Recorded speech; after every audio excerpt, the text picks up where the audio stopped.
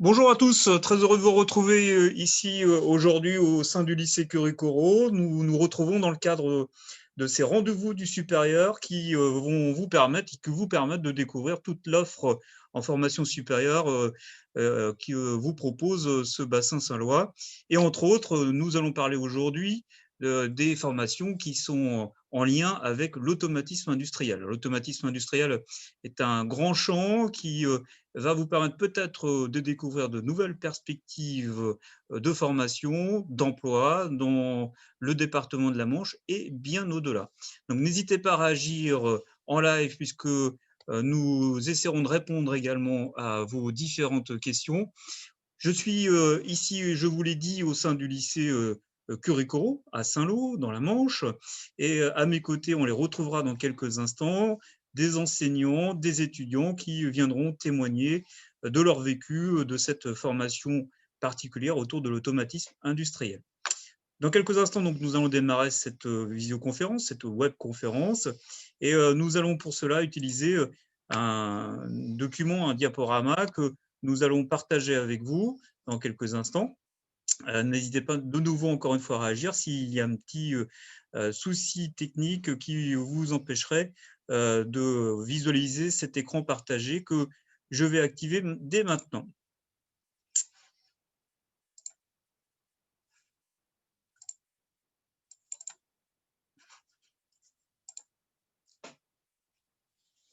Alors. Donc, je vous l'ai dit, ce rendez-vous que nous vous proposons autour des métiers de l'automatisme industriel s'inscrit dans le cadre du rendez-vous du supérieur, organisé sous l'égide de Saint-Lô-Aglo et destiné à vous faire découvrir l'offre de formation saint-loise et des environs de Saint-Lô. Aujourd'hui, plus particulièrement, un focus sur les métiers de l'automatisme industriel, en ma présence, je vous l'ai dit, mais aussi de quelques autres personnes que vous découvrirez dans quelques instants. Alors, l'industrie, déjà, on va commencer par vous faire découvrir que cette industrie, trop souvent décriée, représente pourtant de nombreux métiers d'avenir, avec des métiers très attractifs et aussi des métiers qui recrutent. Nous en reparlerons dans quelques instants. Et on fera un focus, on vous l'a dit, plus particulièrement sur l'une des formations phares en la matière sur Saint-Lô, le BTS CRSA, qui, vous en apercevrez, s'avère être une formation polyvalente et pleine d'avenir. Témoignages d'étudiants, vous l'a dit dans quelques instants, qui pourront répondre aussi à vos questions, des questions que vous ne manquerez pas de nous poser, j'en suis persuadé. L'industrie, parlons-en de cette industrie avec cette image que on vous projette ici, avec une image qui traduit parfaitement toute cette diversité des métiers de l'industrie. On y retrouve pêle-mêle dans cette image de la mécanique, on en reparlera dans quelques instants. On y voit aussi des opérateurs en train d'intervenir sur des automatismes de l'électricité, par exemple. Mais bien au-delà de tout ça, il faut parfaitement prendre conscience que l'industrie est un domaine dans lequel il y a de l'emploi. Il y a quelques chiffres qui apparaissent ici sur le slide que nous vous proposons, des emplois locaux, des emplois à proximité de chez vous et des emplois qui sont en perpétuelle évolution avec en permanence des réponses aux nouveaux enjeux et notamment des enjeux de contexte liés au développement durable, l'efficacité énergétique qui poussent l'industrie à innover et qui vous permettent d'envisager de trouver des métiers dans lesquels vous pourrez pleinement vous épanouir. On va justement dans quelques instants vous parler de ces métiers, toujours en relation avec l'industrie et des métiers qui recrutent. Je vous propose de vous projeter une petite vidéo qui est issue d'une source de l'UIMM et qui représente parfaitement ce que peut être un projet industriel et tous les métiers qui gravitent autour de l'industrie.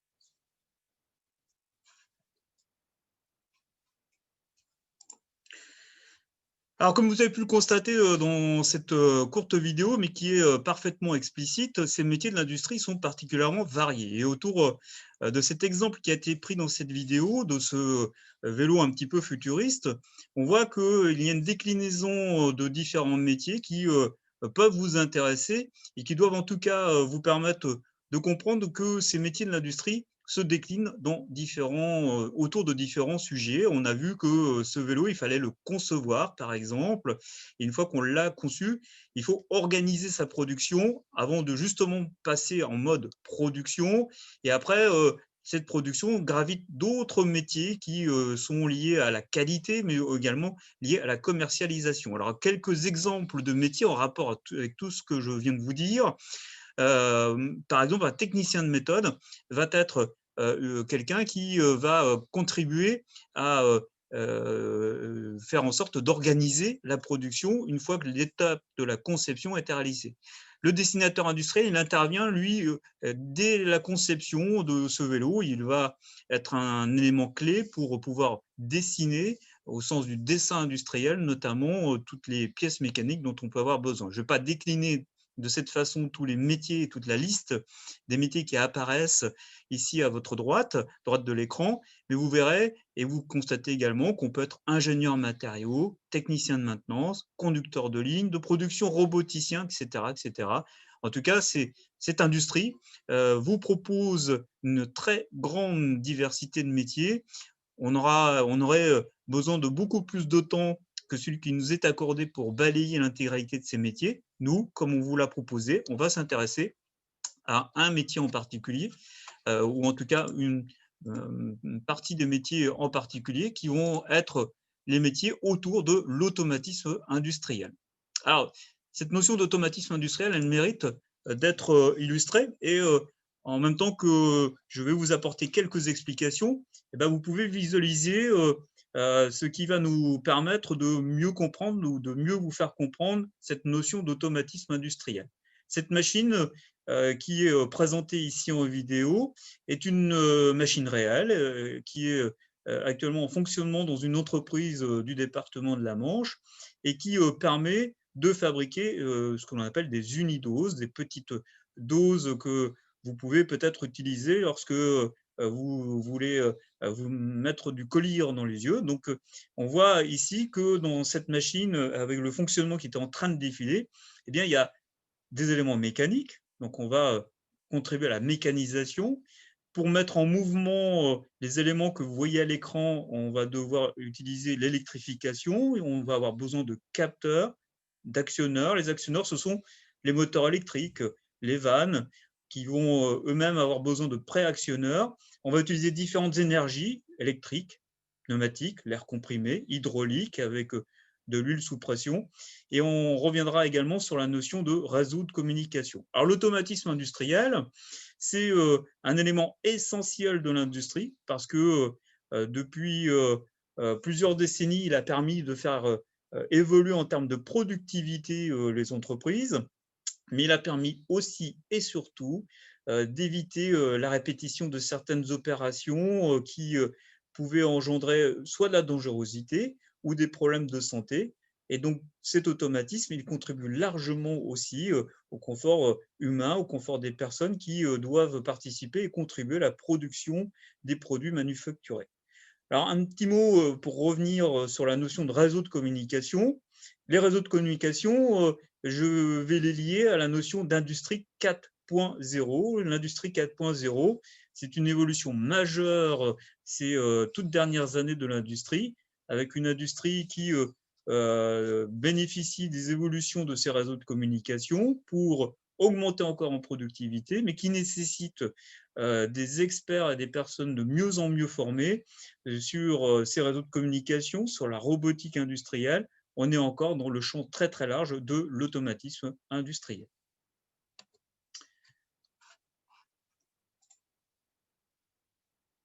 Alors, je vais laisser la parole maintenant à M. Perrier, qui est un enseignant et qui va, pour faire le lien entre l'automatisme industriel que je viens de décliner, définir, vous expliquer quels sont les particularités et quels sont les objectifs d'une formation qui s'appelle BTS CRSA, mais je lui laisse le soin de se présenter et de vous expliquer ce que c'est que le BTS CRSA.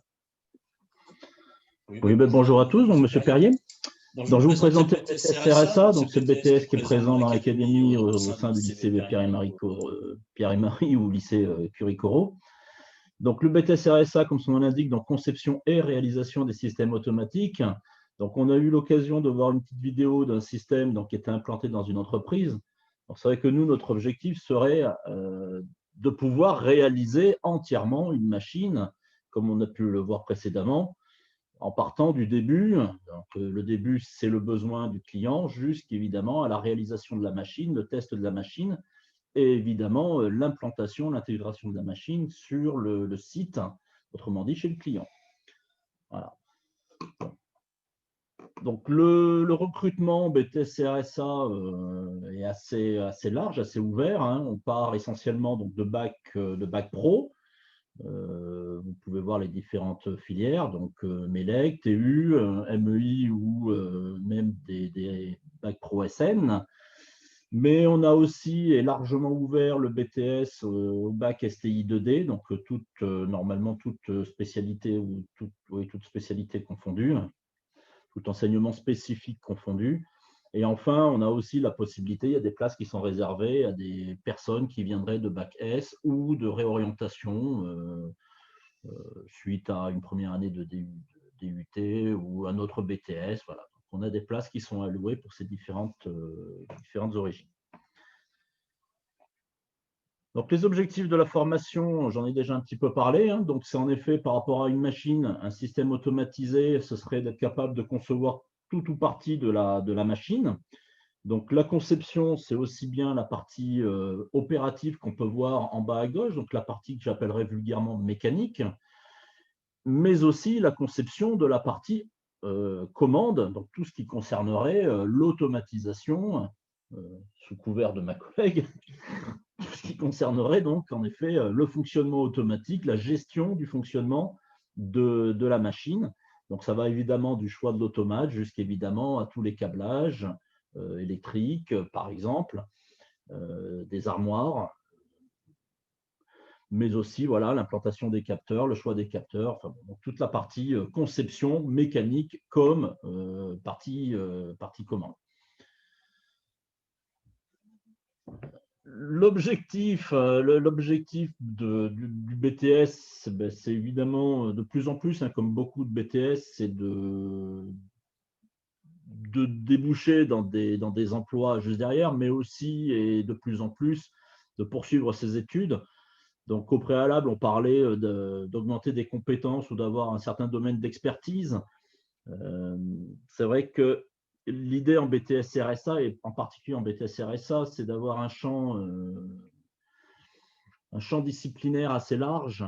Vous avez, je pense, compris. On va aussi bien dans un domaine mécanique que automatisme, que électricité. Dans des domaines très larges que vous allez retrouver sur l'intégralité d'une machine.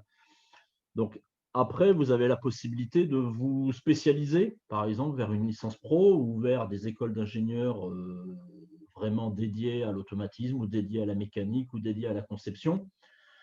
Donc, l'intérêt du BTS RSA, c'est évidemment de pouvoir sortir comme technicien, mais aussi donc, voilà, d'acquérir des bases relativement solides dans un champ, dans des domaines et dans des disciplines assez larges, assez variées, disciplines industrielles, champ technologique. La plupart du temps, nos élèves poursuivent vers des licences pro, conception. Mais pour ceux qui souhaiteraient s'arrêter après le BTS, on trouve énormément de travail. On parlait tout à l'heure des débouchés, énormément d'emplois dans le domaine de la maintenance. En termes de discipline, on parlait de champs de discipline polyvalente. Donc, vous allez retrouver la notion de conception des systèmes, dans lequel on n'a pas fait le détail, mais vous allez avoir évidemment de la partie mécanique, de l'automatisme, de l'électricité, de la réalisation, j'ai oublié d'en parler, Hein, on a évidemment comme objectif de fabriquer une machine, de la concevoir et de la fabriquer. Donc, il y a une petite partie consacrée encore à la réalisation mécanique, mais il y a aussi la réalisation de la partie automatique. Tous ces éléments sont, on va dire, surtout mis en application lors de la deuxième année, lors d'un projet industriel. Hein, donc, vous avez eu l'occasion, toujours pareil tout à l'heure, de voir une vidéo d'une machine. En deuxième année, on est surtout consacré autour de la réalisation d'une machine, d'un projet industriel, puisque bien souvent, c'est un industriel qui va nous contacter suite à un besoin, à une problématique qu'il a rencontrée et qui va faire appel à nous pour l'aider à développer cette machine. L'autre particularité du BTS, c'est un stage de 6 semaines qui se fait en première année, en fin de première année, et 6 semaines de stage qui peuvent se faire aussi bien en bureau d'études qu'en bureau de méthode ou plus fréquemment à l'heure actuelle en service de maintenance, ce qui va permettre justement d'appréhender tous les différents domaines dont on a pu parler tout à l'heure, de l'automatisme, de la mécanique et autres.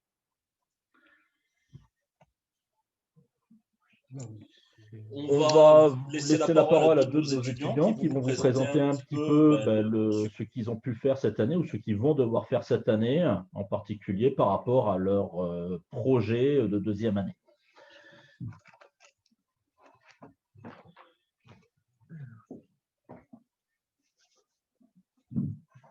Bonjour à toutes et à tous, je me présente, je m'appelle Louis Duval, je suis actuellement en deuxième année de BTS CRSA et je travaille sur un projet d'adaptation de cellules robotiques. C'est un projet qui est du coup interne au lycée, contrairement à certains projets qu'on peut faire ici. Et le but de ce projet est de modifier une cellule du coup éducative en robotique qu'on peut voir actuellement à l'écran pour qu'elle puisse nous servir en démonstration lors de forums pour la présentation du BTS.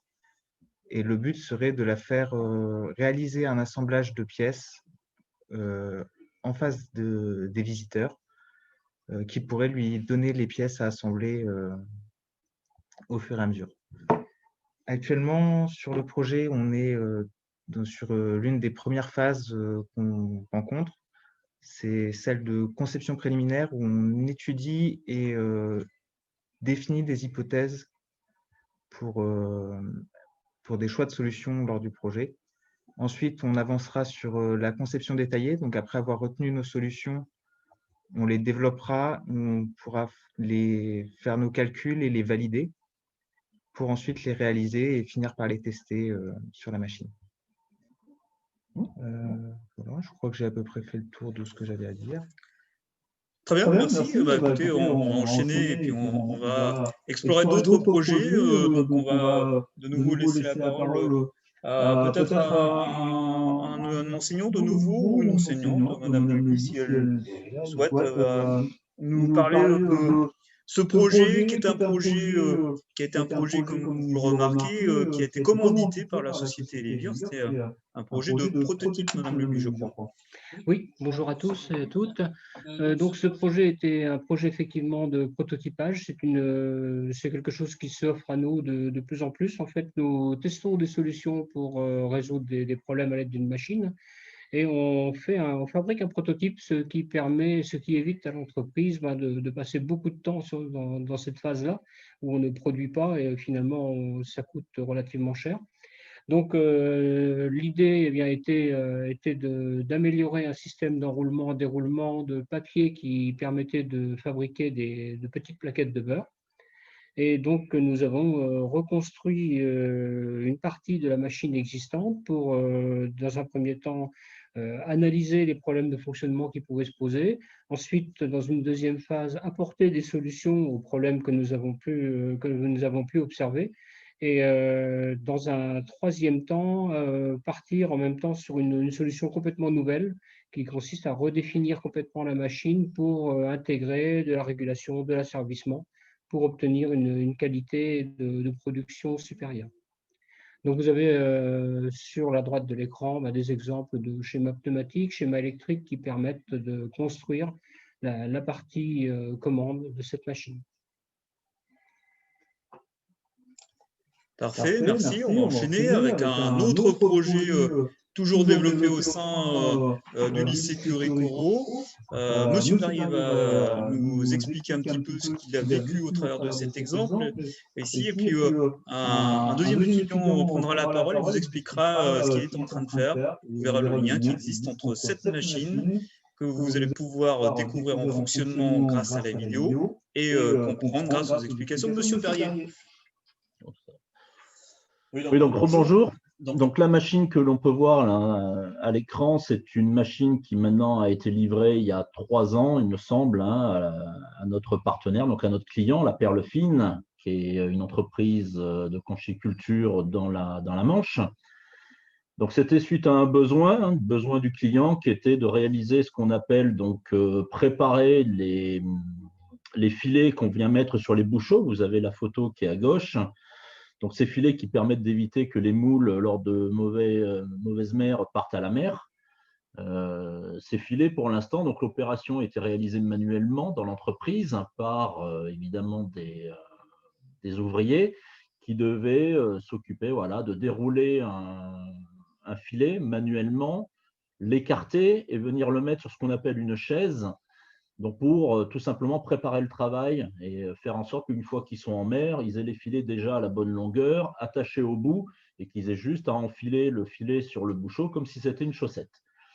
Donc, cette machine a demandé beaucoup d'années de préparation. Il nous a bien fallu 3 ans pour arriver à la mettre au point et la livrer, parce qu'il y a eu énormément de problèmes, en particulier concernant la matière première, qui est un filet, qui est une matière qui est déformable, et machine donc qui, en l'occurrence pour celle-là, n'existe nulle part, personne ne l'avait encore réalisée.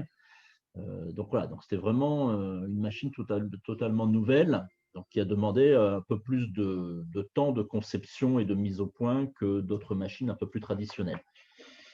Mais voilà, comme on peut le voir, au bout quand même d'un certain temps, elle a fini par rendre satisfaction et être livrée chez le client, où elle a fonctionné, elle est encore en état de fonctionnement. On va passer la parole à notre deuxième étudiant qui va nous expliquer, même si on n'a pas de visuel, que cette société, la Perle Fine, a conservé toute sa confiance à nos étudiants puisqu'elle nous a confié un nouveau projet. Donc, bonjour à toutes et à tous, je m'appelle Nicolas Lebarbier, je suis en deuxième CRSA et j'ai cette année pour projet la réalisation d'une dépileuse de barquettes, donc pour l'entreprise La Perle Fine. Donc, la dépileuse de barquettes, c'est une machine qui va venir en fait dépiler des barquettes pour y intégrer des moules sous vide par la suite. L'entreprise possède déjà cette machine, mais rencontre des problèmes avec. Donc, elle nous a contactés pour qu'on essaye de venir, de faire un équivalent, de fiabiliser la machine. Et actuellement, nous sommes 4 sur le projet. On est en études préliminaires, donc on est en train de réaliser des essais, des calculs jusqu'à être sûr de nos résultats pour venir vraiment en conception finie de la machine. Parfait, merci beaucoup. On va enchaîner avec une présentation très succincte et très rapide des locaux. Donc, je suis passé un tout petit peu trop vite, pardon. Donc, avec un petit commentaire qui va vous permettre de prendre la mesure des locaux mis à disposition des étudiants et des étudiantes pour pouvoir réaliser tout ce que l'on vous a décrit, ces fameux projets. Ça commence, Monsieur Perrier, par exemple, par une salle qualifiée de PO, conception mécanique. C'est ça, oui, la salle donc, de PO, de partie opérative, où essentiellement va être réalisée l'étude de la machine, la conception de la machine. Donc, les étudiants vous ont parlé de conception préliminaire, mais voilà, conception préliminaire, c'est la première étape de la conception. On recherche des solutions constructives, comment réaliser tel ou tel mouvement, comment réaliser telle ou telle opération, avec quel dispositif, quel actionnaire, quel préactionnaire. Bon, on commence à réfléchir à tous ces éléments-là. Une fois que le choix a été fait, il faut, on va dire, le dessiner de façon, le terme avait été utilisé tout à l'heure, de façon définitive, de façon claire, pour que après, derrière, on puisse réaliser ces pièces ou réaliser l'assemblage. Donc, cette réalisation, cette conception se fait avec des logiciels de CAO, voire même de CFAO. On va faire de la conception assistée par ordinateur et on peut aller même jusqu'à de la conception et de la fabrication assistée par ordinateur. Donc, pour ce faire, on dispose d'une salle avec des postes informatiques double écran, des stations de travail qui sont dédiées à la CAO, donc avec des cartes graphiques et des processeurs particuliers, des tables, on va dire, des espaces de travail relativement vastes qui permettent d'avoir un certain nombre d'informations sous les yeux et de pouvoir travailler dans un grand confort visuel avec les deux ordinateurs, les deux écrans. Pardon. Voilà. Cette salle nous permet aussi on a un certain nombre de petites machines, de petits systèmes automatisés, permet aussi, en début d'année, en particulier en première année, d'analyser des systèmes et de voir un petit peu le fonctionnement, d'appréhender le fonctionnement global, on va dire, d'un système automatisé. Avec, pour nous, ce qui nous intéresse essentiellement, c'est évidemment donc la partie mécanique, donc la partie opérative. Voilà. Je vais laisser la parole à ma collègue pour vous présenter donc la salle de partie commande. Voilà, donc nous sommes dans la salle de partie commande. On va retrouver également donc un certain nombre de petits systèmes qui vont permettre de faire des travaux pratiques. Le but étant d'acquérir des connaissances qui vont être rapidement transférables dans le milieu industriel. Il faut distinguer deux choses. En première année, nous allons faire des TP qui vont plus être des TP de découverte. On va balayer un grand champ et on va voir beaucoup de technologies différentes. En deuxième année, on va faire des choses plus pointues qui vont être en relation avec le projet souvent. Et donc, les TP vont être plus spécifiques et vont chercher à s'adapter au projet qui est vraiment le centre de l'enseignement en deuxième année. Voilà. Donc, dans ce labo, on travaille essentiellement sur des machines sous forme de travaux pratiques. Je considère qu'on a à peu près 75% du temps sur des activités de type activité pratique.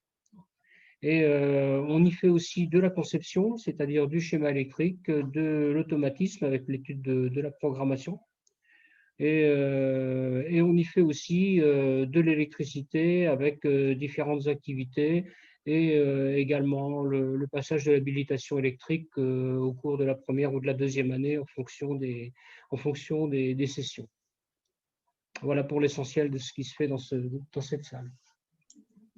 Merci. On enchaîne avec un autre espace baptisé atelier. On vous l'a dit, nos étudiants conçoivent, imaginent donc des machines en réponse à des clients extérieurs ou à des besoins internes. Et il y a une phase réalisation.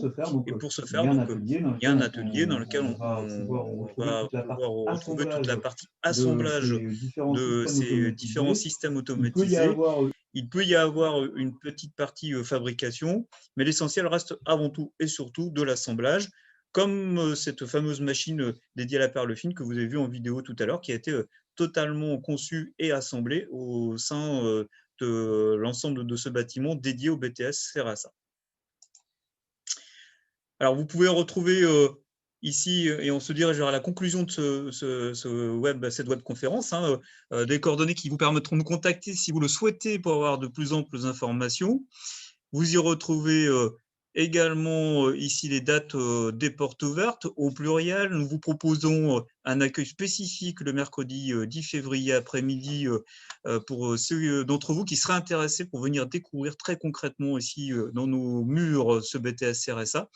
Et on pourra vous retrouver, vous accueillir de nouveau le samedi 10 avril entre 9h et 16h avec une porte ouverte qui a été un petit peu repoussée en raison des conditions sanitaires par rapport à la date initiale. Donc 2 rendez-vous à noter, mais on va peut-être redonner la parole dans quelques instants à nos étudiants parce que je vois qu'il y a une ou deux petites questions qui sont arrivées par mail. Donc, je vais me diriger vers les étudiants et leur poser une première question qui est arrivée par mail. Est-ce que tous les deux, vous pourriez nous dire, parce qu'on est interrogé à ce sujet, est-ce que vous pourriez nous dire quel bac vous avez l'un et l'autre? Donc moi, j'ai un bac pro système numérique, option sûreté et sécurité de l'habitat, des infrastructures de l'habitat et du tertiaire. Et moi, du coup, je viens d'un bac technologique STI 2D, donc c'était e-tech. Maintenant, ça a dû changer un peu avec la réforme.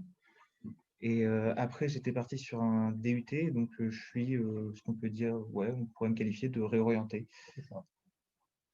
Voilà. Alors, la question complémentaire qu'on peut peut-être vous poser, parce que je pense qu'elle intéressera nos auditeurs, l'un et l'autre, finalement, est-ce que vous avez eu des difficultés d'adaptation au moment de votre arrivée en BTS CRSA ou est-ce que ça a été dans une continuité assez logique derrière vos études préalables? Alors, moi, personnellement, ouais, c'était dans une continuité totale. Oui, complètement. Voir certaines choses que j'avais déjà vues, que ce soit pendant mon bac ou ma période à l'IUT. Mais donc, ouais, j'ai eu un peu de revisite, puis beaucoup de nouvelles connaissances qui me sont arrivées en première et début de deuxième année. Donc moi, personnellement, j'étais plus partie commande, partie conception, je connaissais un petit peu moins, mais on s'adapte très vite et puis les enseignants sont à nos côtés. Deuxième question qui nous est posée, c'est au sujet des stages.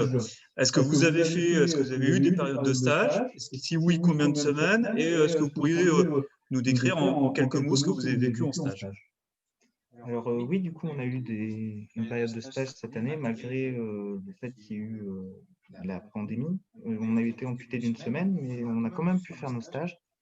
Donc, on a eu des stages de 5 semaines à la place de 6. Et donc, c'était des stages en entreprise. Pour ma part, c'était dans une entreprise d'agroalimentaire en maintenance. Et moi, dans une entreprise agroalimentaire, pareil, en maintenance. J'ai pu réaliser différentes tâches pendant le stage qui sont très utiles maintenant à l'heure d'aujourd'hui pour le projet. Très bien, merci à vous. Je pense qu'on va conclure là parce que je ne vois pas apparaître d'autres questionnements. N'hésitez pas encore une fois à profiter du chat qui est à votre disposition si vous souhaitez, avant la conclusion de cette webconférence, nous interroger. On vous l'a dit, quoi qu'il en soit, vous pouvez tout à fait nous contacter à distance grâce à l'adresse mail qui vous est communiquée ou venir nous rejoindre à l'occasion des portes ouvertes dont on vous a communiqué il y a de cela quelques instants les dates. On espère vous avoir convaincu des vertus des métiers de l'industrie au sens large du terme et peut-être aussi vous avoir convaincu de l'intérêt apporté à ce BTS CRSA, conception, réalisation, système automatique, qui est un BTS porteur, vous l'avez compris, je crois, un BTS polyvalent qui vous permettra d'envisager sereinement la suite de votre carrière professionnelle. Merci de votre attention, à très bientôt.